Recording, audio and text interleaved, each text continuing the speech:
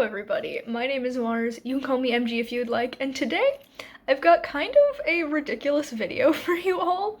I came up with this video idea a couple of months ago actually, but I was like, no, let's save it for October for spooky season, it kind of just fits the vibe better.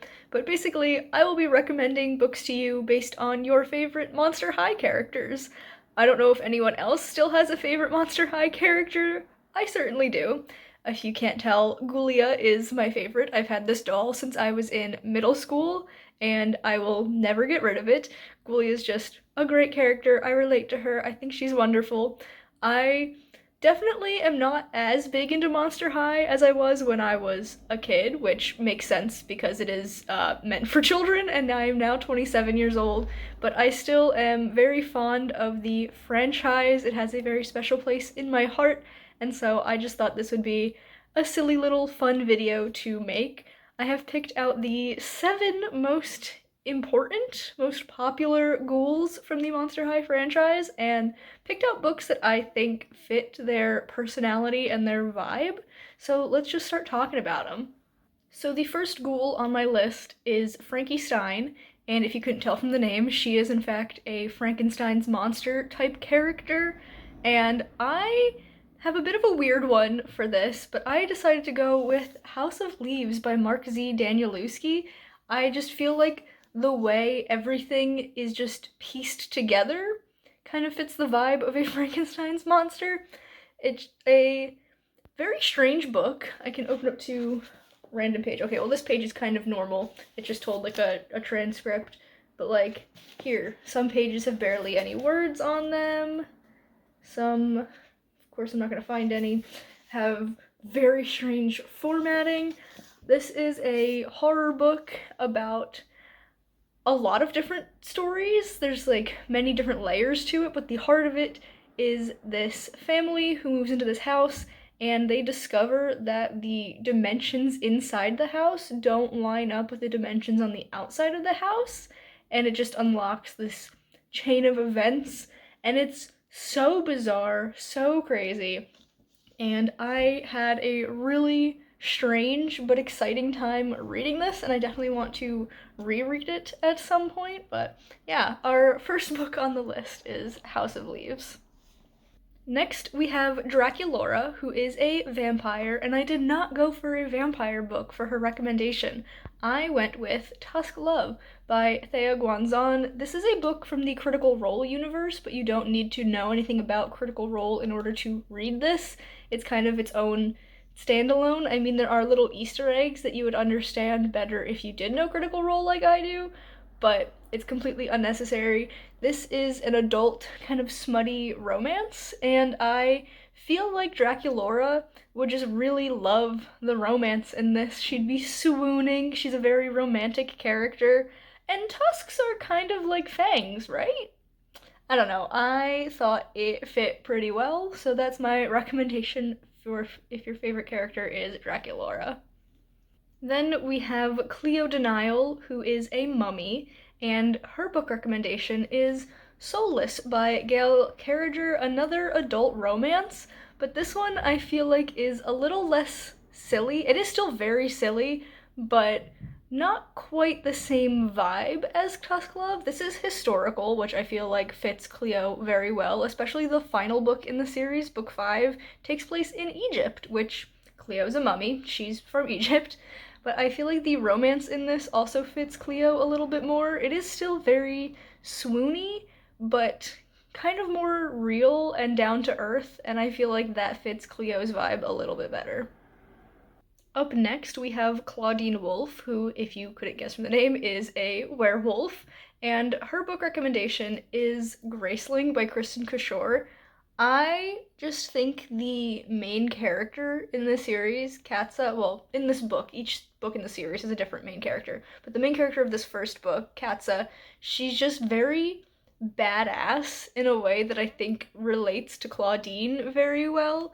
This is a series where these people called Gracelings have what's called a grace, which is essentially a power, and our main character, she is graced with fighting and killing, essentially. She's very ferocious, but also not cruel and she's not bloodthirsty or anything. And I feel like that vibe fits a werewolf character very well. This is a bit of an older series. When did this come out? This is from 2008. That's crazy. But I feel like it still holds up very well. This is probably my second favorite book in the series. I think Bitter Blue is my favorite, but this is very close behind it. It's so well written, and I absolutely adore the character work in it, and of course, the fantasy elements are so well done.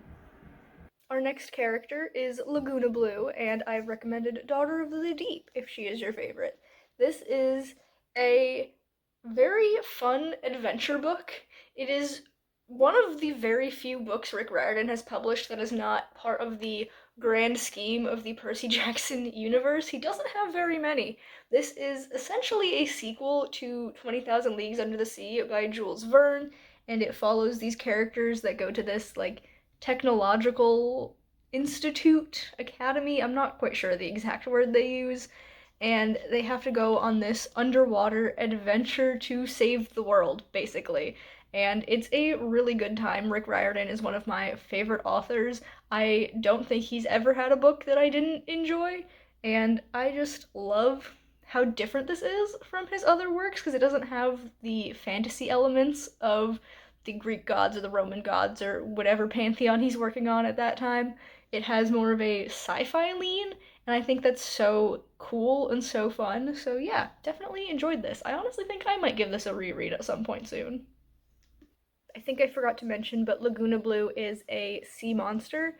Next up, though, we have Gulia, my girl, Gulia Yelps. She is a zombie, and she's actually extremely smart, which people don't typically realize because she has a speech impediment. She only speaks in grunts and groans, as a zombie does, but she is kind of like your classical nerd of the group. That's her fit for this group of people. She's the nerdy one. But the book that I have recommended, if, like me, she is your favorite, is Babel by R.F. Kuang. This is a historical dark academia book. It takes place in the 1800s, and it deals with language magic, which is so cool to me. It deals with translations, where essentially the disconnect between a word in one language and its translation into another language, any meaning that was lost between translation, is what generates the magic, which is absolutely fascinating. I have read this book and also Catabasis by R.F. Kuang, another dark academia, and I can say that she does the vibe very well. This one is definitely more seriously toned than Catabasis, if that makes sense. It is kind of written to be like an historical account rather than just a regular novel narration, so it's a little bit hard to get into at first, in my opinion. I highly recommend the audiobook though. I had it playing while I read physically, and that helped me stay invested in the story. Also though, I just really like this cover. I think it's beautiful, but yeah, my recommendation for Gulia. And finally, our last ghoul is Abby Abominable, and she is an abominable snowman, if you couldn't tell from her name.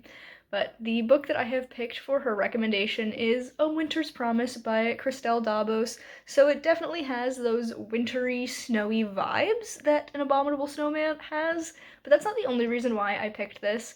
I also picked it because Abby is a character who is from somewhere else. I think she's from the Himalayas and then comes to Monster High as a kind of foreign exchange student.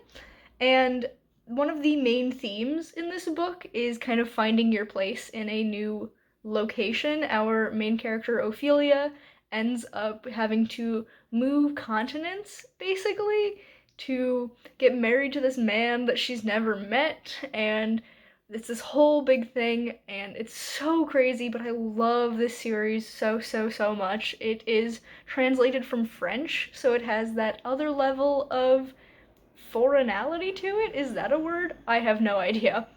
But I just think it fits Abby on a couple of different levels, and it's just really good, and I will take any excuse to recommend this book. It was originally recommended to me by my friend Wallace, and now I can pass that recommendation on to you guys because I really enjoyed this.